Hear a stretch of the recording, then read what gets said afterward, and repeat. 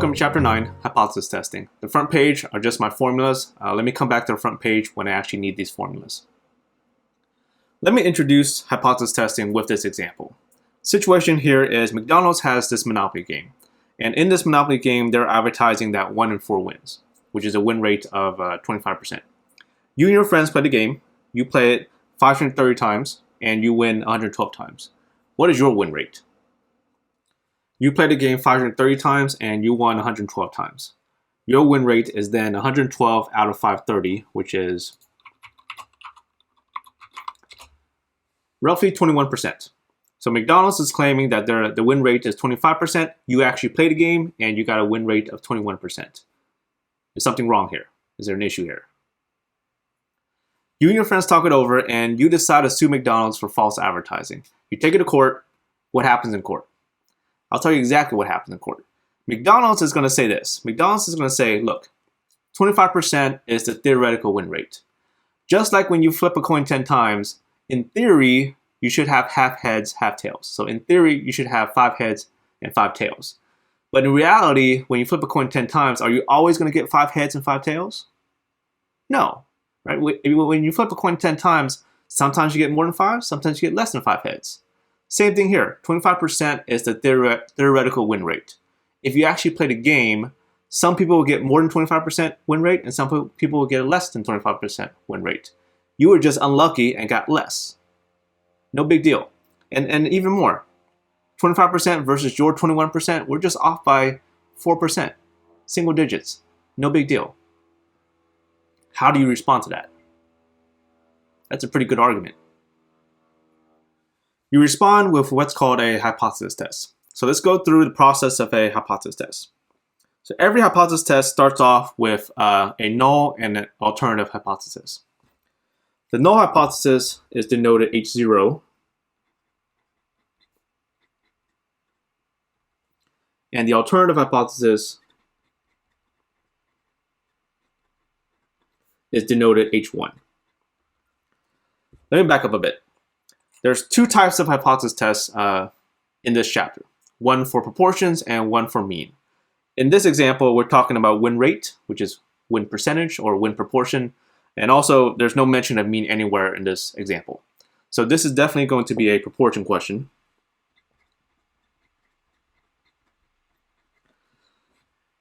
And the null and alternative hypothesis are 2 explanations for what's going on here. So 2 explanations for why we have such a low win rate when we play this game.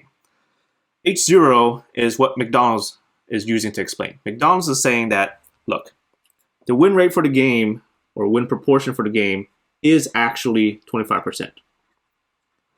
And you're getting a low win rate because you were just unlucky. That's McDonald's explanation. That's the H0. H1 is our explanation for what's happening. So what we're saying is that we think McDonald's is lying, that the win rate is actually less than 25%, and that's why we're getting such a low win rate when we play this game. So we're saying that the win rate is less than 25%, so less than 0.25. In general, H0 is always going to have an equal sign.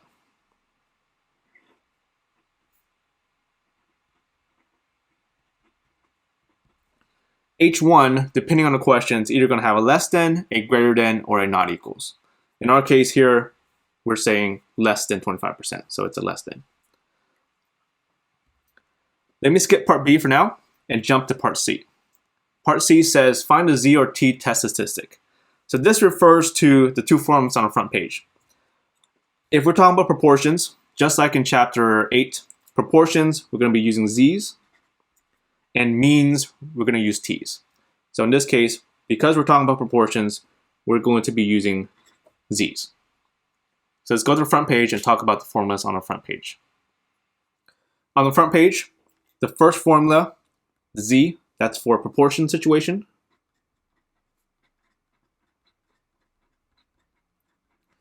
The second formula with the T, that's going to be for means.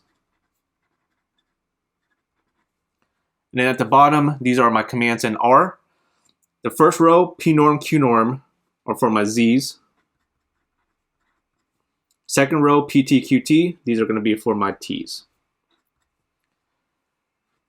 Back to part C. For part C, because it's a proportional situation, we're going to be using the Z formula. The Z formula has a P hat, a P0, and an N.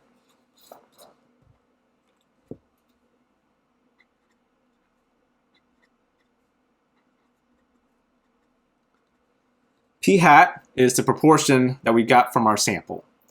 We played the game 530 times and we won 112 times. That's our sample. So the win proportion from our sample was 112 out of 530. And we did this already and we got 0.211. So round that to 3 decimal places. P0 is the proportion that we use in our H0. So in H0 we use a proportion of 0.25. P0 is 0.25. N is the sample size. It's usually either how many people are we talking about or how many times are we doing this experiment. We played this game 530 times. That's our sample size. And then I want to plug in P hat, P0, and N into the formula on the front page. And I'm going to do this directly in Desmos. In Desmos, I'm going to start off with a fraction. On top, it's P hat minus P0, which is 0.211 minus 0.25. 0.211 minus 0.25. On the bottom, square root, fraction, and that's just to ensure that the fraction is inside that square root. Inside that square root, up top, it's going to be P0, which is 0.25. Parentheses 1 minus P0, which is 1 minus 0.25, close parentheses. On the bottom, it's an N is 530. Make sure what you see on Desmos looks exactly like the formula for Z. Hit enter. And we got a Z of negative 2.073. That's our Z test statistic. Negative 2.073. Part D, find a p-value. I'm going to draw my Z distribution.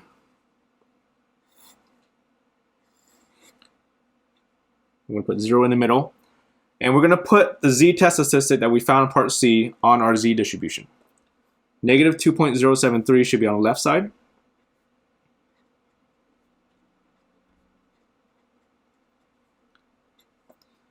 And for all of these problems, the picture should either be shaded to the left, shaded to the right, or two tails. This is a less than. Less thans will be shaded to the left. Greater thans will be shaded to the right, and then not equals will be two tails. And the p-value we're talking about here is really just this area. So I want to find the area to the left of a Z of negative 2.073. This is really just a Z to area problem.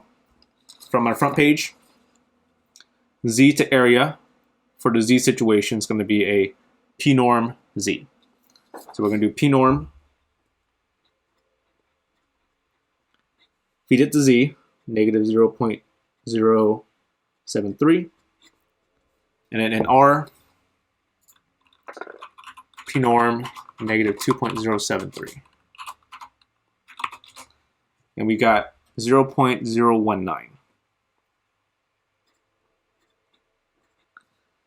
And remember the way p-norm works. You feed it a Z and it spits out the left area.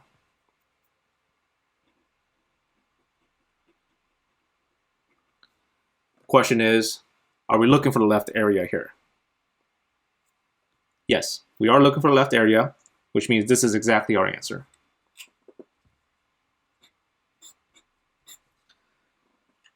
And that's the p-value. So let's talk about what we just did here. Part C and D together are really just a X to area problem from chapter 7. Here's the formulas from chapter 7. For an X to area problem, you start off by finding the Z-score, and then you do a p-norm, which is actually exactly what we did in part C and D. In part C, we used the Z formula from the front page. But this Z formula, I claim, is just the Z-score formula.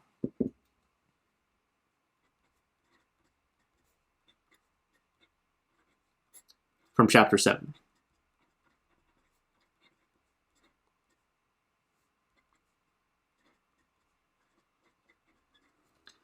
In the Z-score formula, for a proportion situation, this is the mean you're supposed to use, and this is the standard deviation you're supposed to use. So if you just replace the mean with the population proportion, and you replace the standard deviation with the big square root formula, you get exactly this. Right? P hat is our x. This is the proportion we get from our data. That's our x. So really, this is just the Z-score formula from chapter 7. And even the same thing for mean. The mean one looks even more like it, right? X minus the mean, x minus the mean. On the bottom, for the mean situation, the standard deviation you're supposed to use is the population standard deviation divided by square root of n, which is exactly what you see on the bottom here. S, standard deviation, divided by square root of n. Both of these formulas are Z-score. You're really just finding the Z-score. What do you do after you find the Z-score? After you find the Z-score, you're supposed to do a p-norm, which is exactly what we did in part D. We did a p-norm to find the area. Okay, what does this 0.019 mean? What this is saying is, assuming H0 is correct, assuming H0 is true, so assuming that McDonald's is telling the truth, what happened to us, which is winning 112 out of 530 times or less, would only happen this percent of the time, so roughly 1.9%. So if McDonald's is telling the truth, if H0 is true, then what happened to us would only happen roughly 1.9% of the time, which is something pretty rare. So rare, in fact, that we're going to say that a better explanation is that H0 is wrong. To use McDonald's coin example against them, what we're saying here is that they use the example of flipping 10 coins. So what we're saying here is that this is almost the same thing as flipping 10 coins and getting all heads. Right? When you flip 10 coins, yes, it's possible to get all heads, all 10 heads. But that's such a rare event that if it does happen, maybe a better explanation is that something's wrong with the coin, that the coin maybe is not fair. So what we're saying here is that, yes, if McDonald's is telling the truth, it is possible to win only 112 times out of 530 times. Yes, it's possible. But it's so rare that maybe a better explanation is that H0 is wrong, that McDonald's is lying and not telling the truth. Okay, which brings me to part E. Saying H0 is wrong, technically what we're saying here is that we're going to reject H0.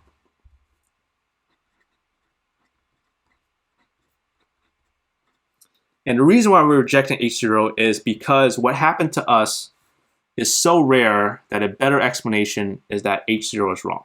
And that's why we're rejecting H0. So what's the bar for what's considered so rare that we're going to say that H0 is wrong? The bar is this alpha, this level of significance.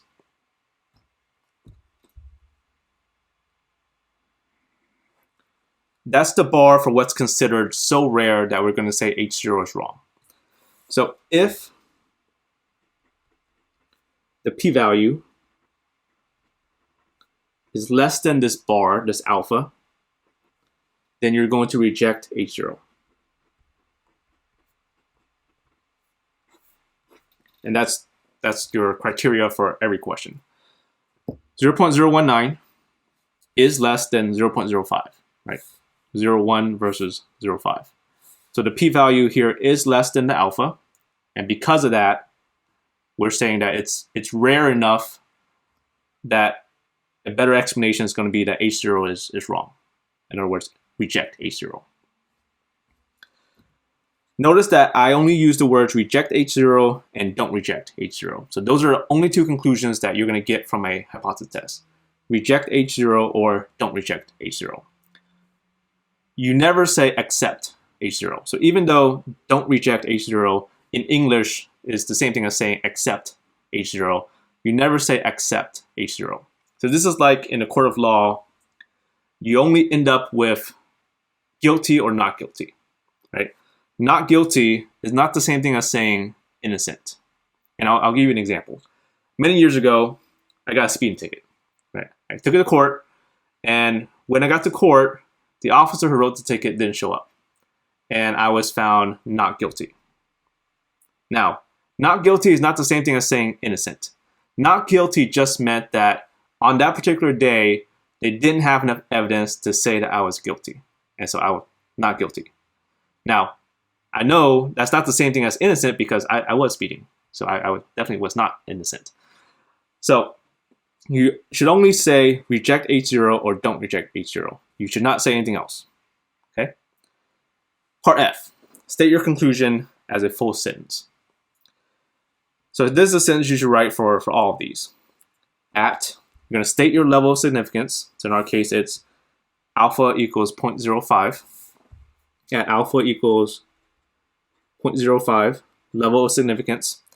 There is or is not enough evidence. So if you're able to reject, there is enough evidence. If you don't reject, then there is not enough evidence. So there is enough evidence to conclude that, and you're just going to rewrite H1 in the form of a sentence. So this, we're saying that the proportion or the win rate is less than 0.25. Or you can get it from the sentence in the question in the problem. Right? The question is saying, is there evidence to conclude this? What's this? This is that the win rate is actually less than 25%, which is what this is saying, right? The win rate is less than 25%. So at alpha equals 0.05 level of significance, there is enough evidence to conclude that the win rate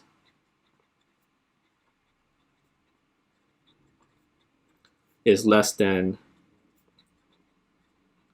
25%.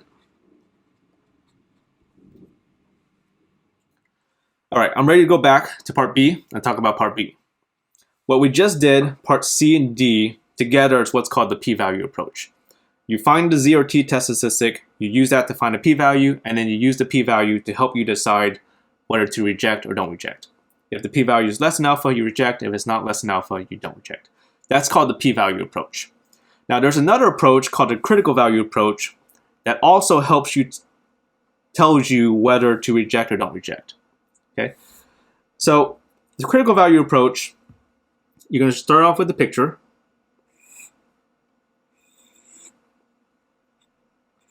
And it's going to be either shaded left, shaded right, or two tails. If it's a less than, it's always going to be shaded left. If it's greater than, it'll be shaded right. If it's not equals, it'll be two tails. Now, the area here is the alpha, the level of significance. That's the shaded area. And your job in part B is to find a critical value, which is this right here. It's either a Z star or a T star, depending on whether you're talking about proportions or means. We're talking about proportions here. This is going to be a Z star. So this is really a area to Z problem. Okay, for an area to Z problem, area to Z, for the Z situation, it's going to be a Q norm. So we're going to do Q norm.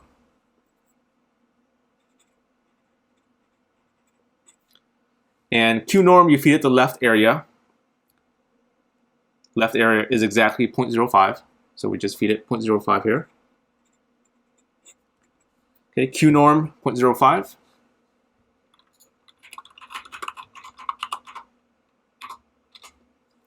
Negative 1.645. And that's a Z star. Now, how does this help us decide whether to reject or don't reject? In part B, that shaded area is called the rejection region. Okay, what we just found was this boundary. This boundary is negative 1.645. Now, after you find C, the question is, where is the test statistic? Is it in the shaded region or is it in the unshaded region? If it's in the shaded region, you reject. That's why it's called the rejection region. If it's in the unshaded region, you don't reject. This boundary is negative 1.645. Where is negative 2.073? It'll be to the left of that, right? If it's to the left of that, that will put it exactly in the shaded region, in the rejection region, which means you reject. Okay, so that's another way that you can decide whether to reject or don't reject. So I'll let you decide whether you want to do the p-value approach, which means just compare p-value with the alpha, or do the critical value approach, which is figure out whether the test statistic is in the shaded region or not in the shaded region, or do both. It's actually a good way to check. They both should tell you to do exactly the same thing. So in this case, they're both telling us to reject. So that's a good way to check. Let me say a little bit more about why the critical value approach and the p-value approach are actually telling you the same thing about whether to reject or don't reject. Remember, to reject or don't reject, we really only care about whether the p-value is less than or not less than the alpha, right? So one way to find out whether it's less than or not less than is to actually find the exact p-value. But you don't actually need to find the exact p-value. What we found in part B by finding the critical value is we found the z star that has exactly 0.05 to the left of it. If I know my z is in that shaded region, then I know the area to the left of it has to be less than 0.05. Which means that if I were to find a p-value, I know that I for sure it's going to be less than 0.05. And that's why we're rejecting. Let's run through an example all the way through. Example 2. A random sample of 50 pumpkins is obtained and the mean circumference is found to be 40.5 centimeters, with standard deviation 1.6 centimeters. Can you conclude that the mean circumference of all pumpkins is more than 40 centimeters? Use the alpha equals 0.01 level of significance. The first thing we need to decide is whether we're talking about proportions or means. I see the word mean here. Can you conclude that the mean? This is definitely going to be a mean question.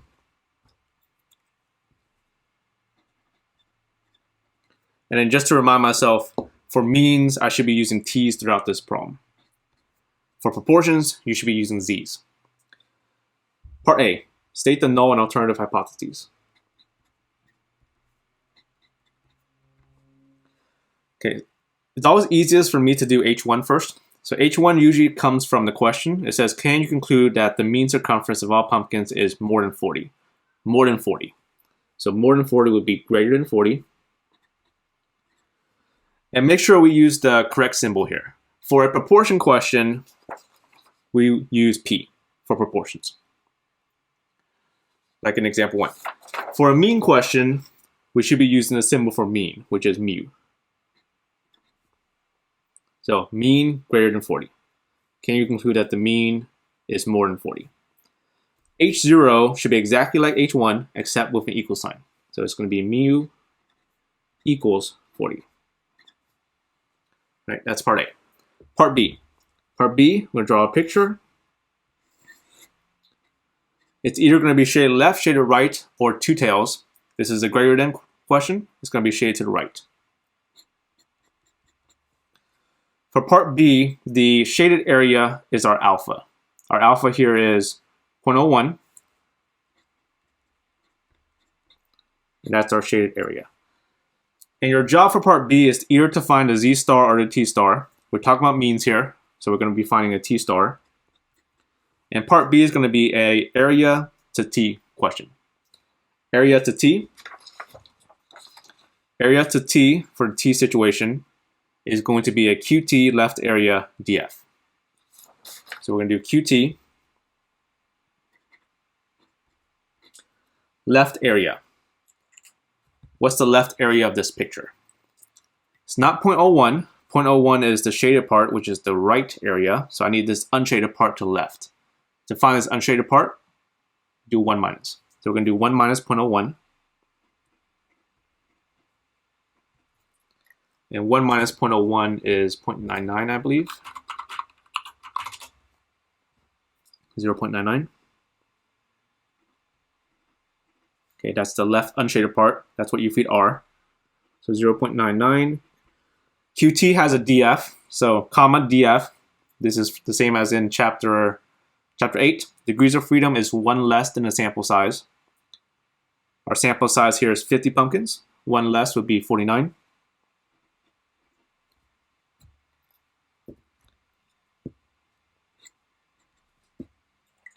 So in RQT, 0.99, comma 49. Okay, 2.405.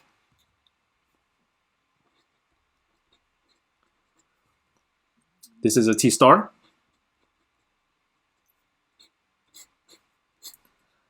Now make sure it matches your picture. So our picture was shaded to the right, so we expected a T star that was positive, and we got a T star that was positive. Now, if you got a negative T star, you did something wrong. And what you probably did wrong was you forgot to do a 1 minus on the alpha, right? So look, what do you get when you do if you forgot to do that 1 minus and you did QT 0.01, comma 49. You got negative, right? Negative 2.405. So if you see a negative 2.405, just make it positive, right? Make it positive to match the picture, because you'll get the same answer if you just did it correctly. Okay, part C. Find the Z or T test statistic. We're talking about means here, so we'll be finding the T test statistic, which means we'll be using the T formula on the front page.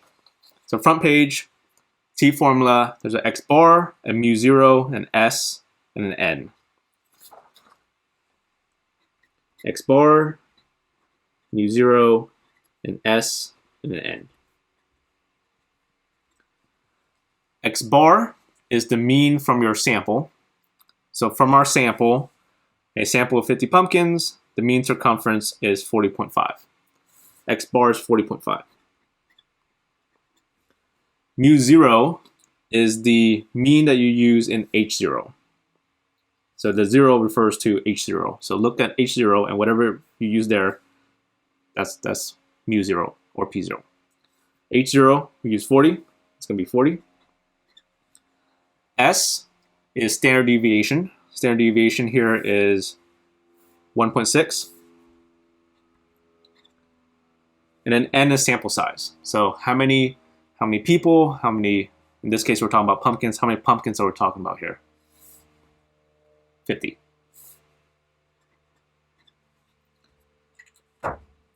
And now plug this into the T formula.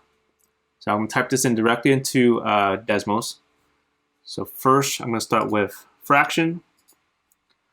Up top, it's going to be X bar minus mu 0. So it's going to be 40.5 minus 40. On the bottom, fraction. On top, it's going to be S, standard deviation, 1.6. On the bottom, square root N, which is 50. Okay, make sure it looks exactly like the T formula. Once it does, hit enter. And I got a T of 2.210. So that's rounded to 3 decimal places. 2.210.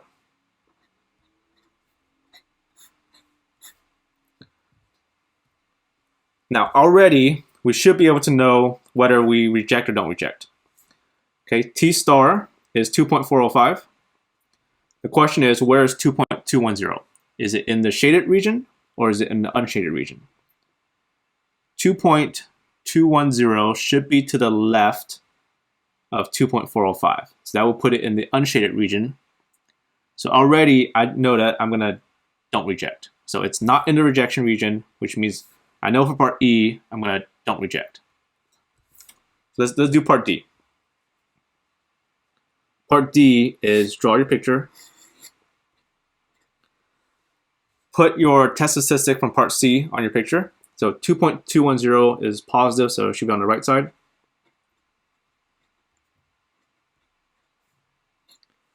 It's either going to be shaded left, shaded right, or two tails. This is a greater than problem, so it's going to be shaded to the right. And your job for part D, the p-value, is to find that shaded area. So you're finding, this is a T to area problem. T to area. T to area for the T situation is PT, T, and then degrees of freedom. So we're going to do PT. Feed it to T, 2.210. DF, degrees of freedom, 1 less than a sample size. Our sample size was 50. 1 less than 50 is 49. So PT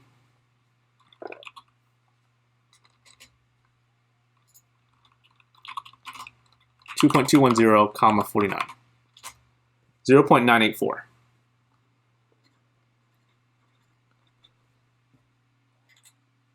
Now, pnorm and PT always spits out the left area in this step. Are we looking for the left area here? No, I'm looking for the area to the right. 0.984 is the left area, so that's the unshaded part. To get the other side, do a 1 minus.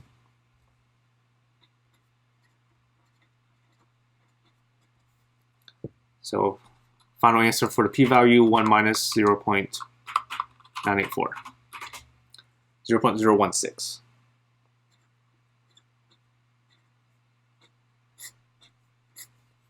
And as a hint, we expect the p-values to be pretty small. So if you're getting an answer as big as 0.984, that's 98.4%, you probably did something wrong, which means you probably forgot the 1 minus. This is more like it, right? 0.016.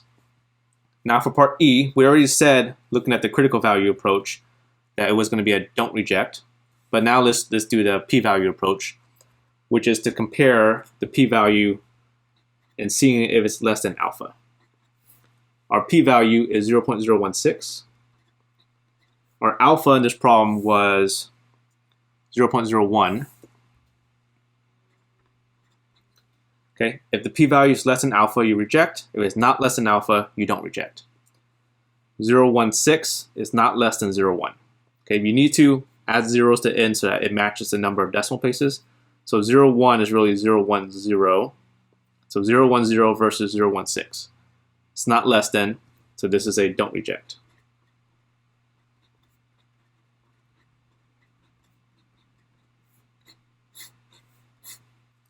And then our sentence. State your significance level at alpha equals, it was 0.01. Level of significance, there is or is not enough evidence. Okay, if you did not reject, there is not enough evidence to conclude that, and then state H1 as a sentence. H1 is basically saying that the mean is more than 40. Or you can get it from the question, right? So mean circumference of all pumpkins is more than 40. Mean circumference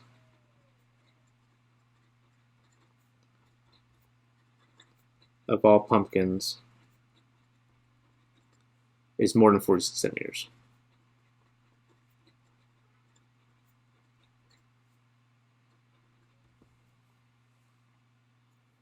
Before we move on, let me take a step back.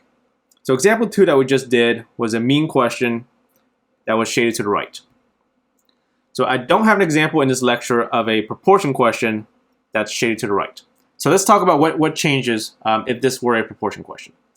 If it's a proportion question, you'll be doing z's throughout the problem instead of t's. And in your H0, H1, you'll be using the symbol for proportion instead of mu. So you'll be using p's instead of mu's. In part B, because we're talking about proportions, you'll be finding a z star instead of a t star. And because you're talking about z stars, instead of qt, you'll be doing q norm. And q norm, remember, doesn't have a df, so it'll just be q norm 0.99.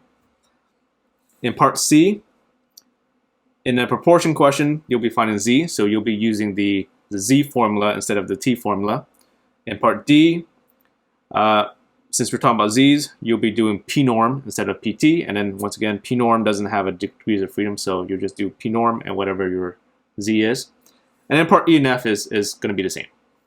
Okay, so hopefully, even though I didn't do an example of a proportion that's shaded to the right, hopefully it's clear what you need to change. Example 3. A national survey reported that only 15% of college students read the newspaper daily. A researcher at CRC wants to know whether the percentage of newspaper readers among students at CRC differs from the percentage among college students in general. She surveys a simple random sample of 200 students at CRC and finds that 40 of them read a newspaper each day. Can she conclude that the proportion of students who read a newspaper daily at CRC differs from 15%? Use the alpha equals 0.03 level of significance. The first thing we need to decide is, are we talking about proportion or are we talking about mean? Can she conclude that the proportion? So this is going to be a proportion. I also don't see the word mean anywhere in the question. So definitely proportions. And then to remind myself, for proportions, I should be using z's throughout this problem. Part A, this is H0, H1. Because it's a proportion question, I should be using the correct symbol, which is P. Okay, if it's mean, you should be using mu. H1 is the easiest one for me to do first. It should come directly from the question. So can she conclude that the proportion of students who read a daily newspaper at CRC differs from 15%? Differs is not equals. 15% as a decimal is 0.15. H0 should be exactly the same except with an equals in between. Part B. Part B, find a critical value and a rejection region. I'm going to draw my picture. It's either going to be shaded left, shaded right, or two tails. Not equals is going to be two tails. And the shaded area is our alpha. So alpha here is 0.03. So left and right shaded together is 0.03. And our job is to find either the z star or the t star. We're talking about proportions, so I'm looking for the z star here. Okay, from my picture, I expect two z stars. And just to back up a bit, the reason why it's two tails is because not equals, you could be not equals either on the high side or on the low side. So that's why it's two tails. Okay, this is really a area to z problem. Area to z. Area to z for the z situation is going to be q norm, the left area. So we're going to do q norm, the left area. What's the left area of my picture? 0.03 is the left and right together. If I just want the left, divide that by 2. All right, so 0.03 divided by 2. 0.03 divided by 2 is 0.015. Okay, that's our left area, which is what our feet are.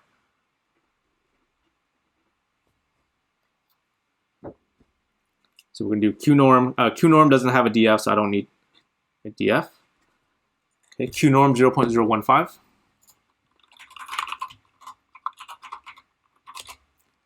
Negative 2.170.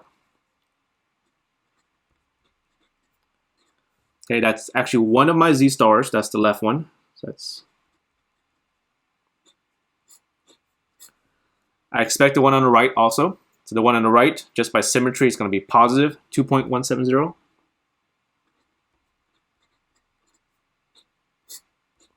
And those are my two z stars. Part C, find the z or t test statistic. We're talking about proportions here, so I'm going to be using z's. My z formula from the front page has a p hat, a p0, and an n. So I need to find a p hat, a p0, and an n. Let's start with p0. P0 refers to h0. The proportion in your h0 is 0.15. That's our p0. N is our sample size.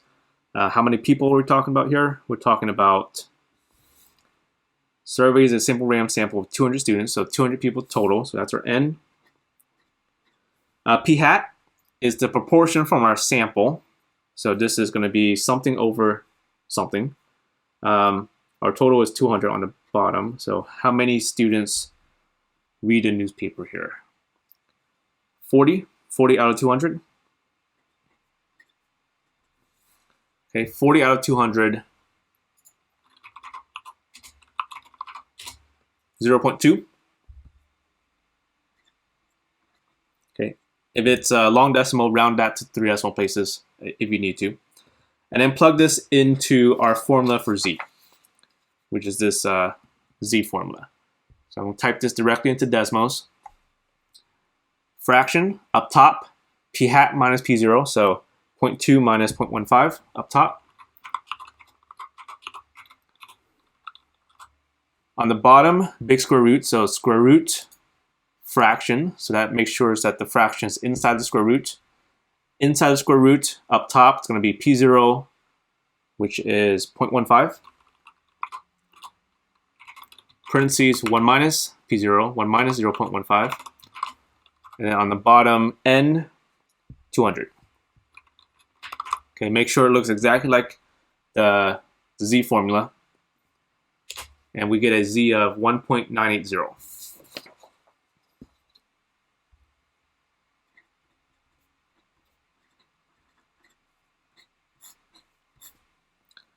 Part D, draw your picture. Picture should look exactly like whatever you drew in part B, so it should be two tails also. Okay, because it's not equals. Now, put your z or t test statistic on the picture. 1.980 is positive, so that's the one on the right. Okay, there should also be one on the left. Okay, just by symmetry, it's going to be negative 1.980. And your job here is to find the shaded area. That's the p-value, the shaded area. This is a z to area problem. So z to area. Z to area for the z situation is going to be a p-norm. So we're going to p-norm.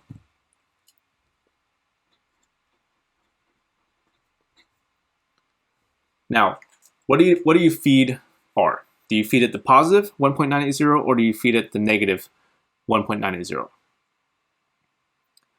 The way p-norm works, remember, is you feed it a z and it spits out the left area. Okay, so it's going to spit out the left area of whatever z you feed it.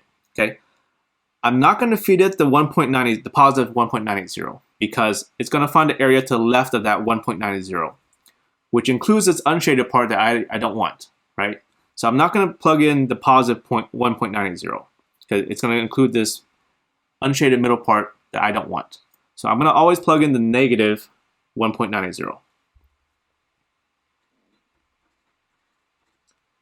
Okay, and this is only on the two-tailed ones. So for the two-tailed ones, you always want to plug in the negative one because I do want whatever's left of that, right? So the left of negative 1.980 is this shaded part, which is part of what I want.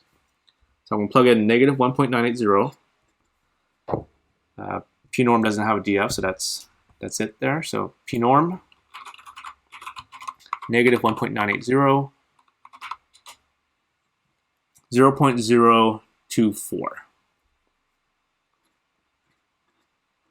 Okay, that's not my answer yet. 0.024 is the area to the left of negative 1.980. Okay, here's negative 1.980. Area to the left is 0.024. So that's this left part here. I want the area of these two together. So by symmetry, I also know that this area is also 0.024. So my final answer, you can either add those two up or take one of them and multiply by 2. So I'll take one of them and multiply by 2. So I'll do 2 times 0.024. And that's going to be my p-value. So 2 times 0.024. 0.048.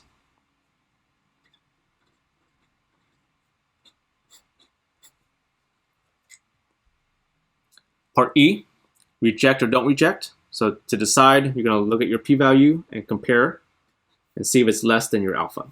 Our p-value from part E for part D is 0.048. Our alpha, 0.03, is 0.048 less than 0.03. 0.4 versus 0.3, that's a no. So this is a, since it's not less, this is a don't reject.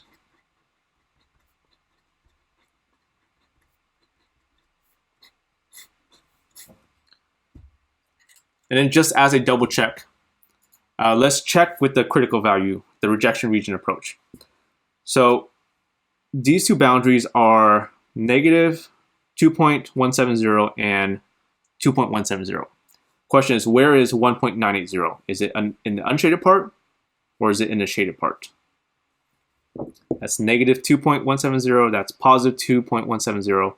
Where is 1.980? 1.980 would be in the unshaded part, right? Which also tells us to don't reject. Okay, so that means that we probably did something right. Part F. State your conclusion as a full sentence at, state your significance levels at alpha equals, it was 0.03. Level of significance.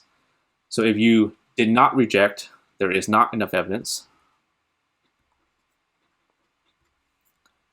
to conclude that, and then state the H1 here, which is that the proportion is not 15%. Or you can get it from the sentence.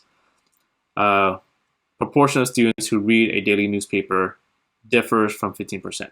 So proportion of students who read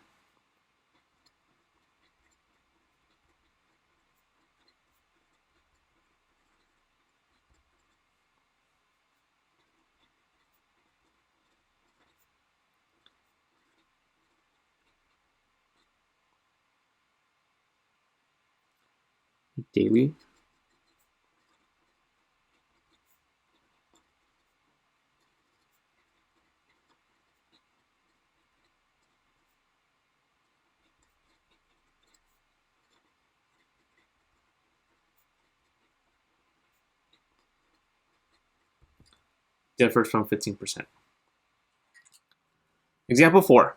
The mean annual tuition and fees for a sample of 12 private colleges was 39,200 with a standard deviation of 4,300. Can you conclude that the mean tuition and fees for private colleges is different from 35,500? Use the alpha equals 0.03 level of significance. The first thing we need to decide is, are we talking about proportions or are we talking about means here? Can you conclude that the mean? So this is definitely going to be a mean question. And then to remind myself, means, I should be using t's throughout this problem. Part A, H0, H1. Right, because we're talking about means, let me use the correct mean symbol, which is mu. H1 is usually the easiest one for me to do first. It comes straight from the question. Can you conclude that the mean tuition and fees for private colleges is different from 35,500? So different, is it not equals? 35,500. H0 should be exactly the same except with an equals in between. Part B, find a critical value and sketch the rejection region. So draw the picture. It's either going to be shaded left, shaded right, or two tails. Not equals, it's always going to be two tails. Okay, the shaded area is the alpha. Our alpha here is 0.03. And you're either finding the T star or the Z star. We're talking about means here, so we're finding the T star. And this is really a area to T question. So area to T. Area to T is a, for the T situation, it's going to be a QT left area DF. So we're going to do QT. Left area of this picture. So left and right shaded together is 0.03. If I just want the left, divide that by 2. So we're going to do 0.03 divided by 2.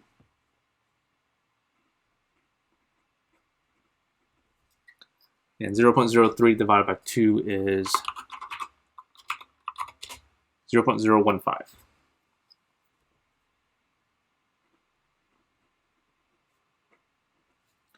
Okay, that's what U feed are. Okay, QT has a DF also. So degrees of freedom, 1 less than the sample size. Sample size 12 colleges, 1 less would be 11. So we're going to do QT 0.015 comma 11. All right, so in R, QT 0.015 comma 11, negative 2. 2.491. Okay, that's a t star.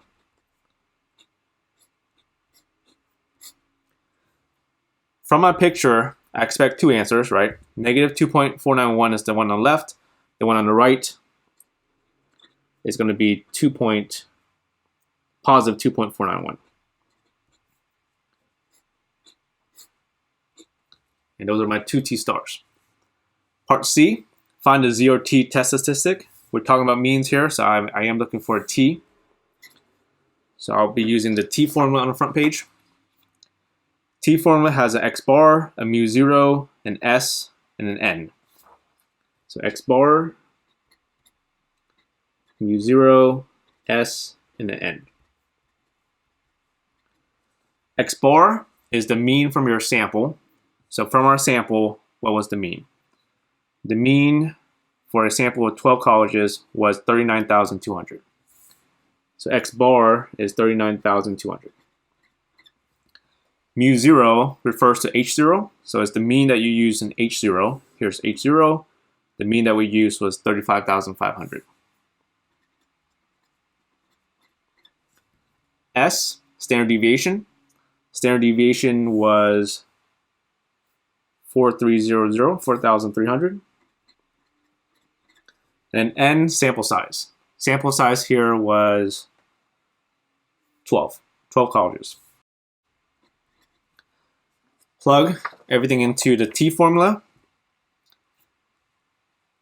So in Desmos, I'll start with fraction. Up top, x bar minus mu 0, that's going to be 39,200 minus 35,500. On the bottom, another fraction. On top of the bottom fraction is going to be s, which is 4,300. And on the bottom of that one, square root n. Our n was 12. All right, 2.981. That's our t, test statistic. 2.981. Part D, draw your picture. Okay, this should be the same picture as part B, so it's going to be two tails. And put your test statistic that you found in part C on the picture. Positive 2.981, that should refer to the one on the right. So positive 2.981, which means the one on the left is going to be negative 2.981. Okay, and your job here is to find the area, the shaded area. This is going to be a T to area problem. So T to area. T to area for the T situation is going to be PT, T, and then DF. So we're going to do PT. Now, just like the previous example, I have two choices here. Do I plug in the positive 2.981 or do I plug in the negative 2.981? PT is always going to give you the area to the left of the T. I don't want to plug in the positive 2.981 because left of it includes this unshaded part that I don't want. The negative one's okay, right? Negative 2.981, I do want all of the stuff to the left of that. So I'm going to plug in the negative 2.981. So negative 2.981, comma, DF, so one less than the sample size. It's going to be 11 again. So PT in R, negative 2.981, comma 11, 0.006.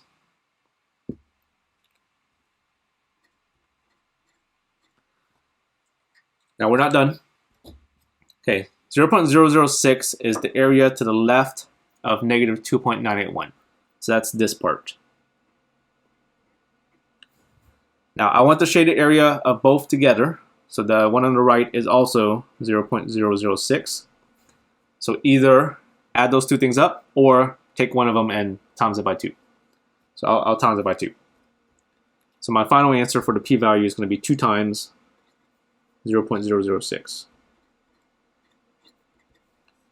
and that's going to be 0.012.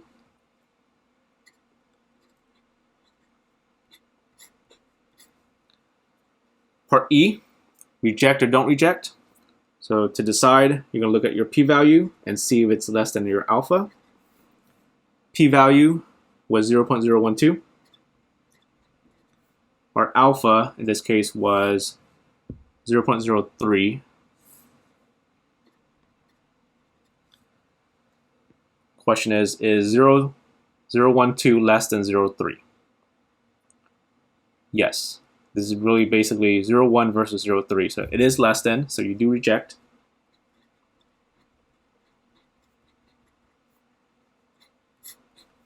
If you're having trouble, either add on a 0 to match the number of decimal places. So this is just 0.12 versus 0.30, so it's basically 12 versus 30. So definitely it's less, which means it's going to be a reject. Okay, let's double check our reject, don't reject using the critical value. So our critical value approach, the boundary here are negative 2.491 and positive 2.491. And the question is, where is 2.981? 2.981 should be to the right of this 2.491, which would put it in this right shaded area. So it is in the rejection region, which means you do reject. So it does match our p-value approach. And then finally, at alpha equals, our significance level was 0.03. There is or is not enough evidence. So because we did reject, there is enough evidence to conclude that and then restate H1 in a sentence. You can either write it from here, or it should be in the question also. Can you conclude that the mean tuition fees for private colleges is different from $35,500? So mean tuition fees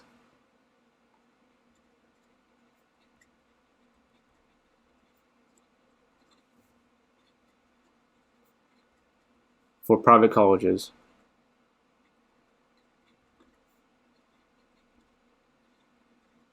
is different from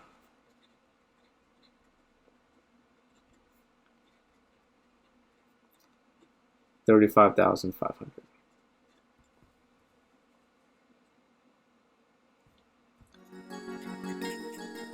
And that's hypothesis test.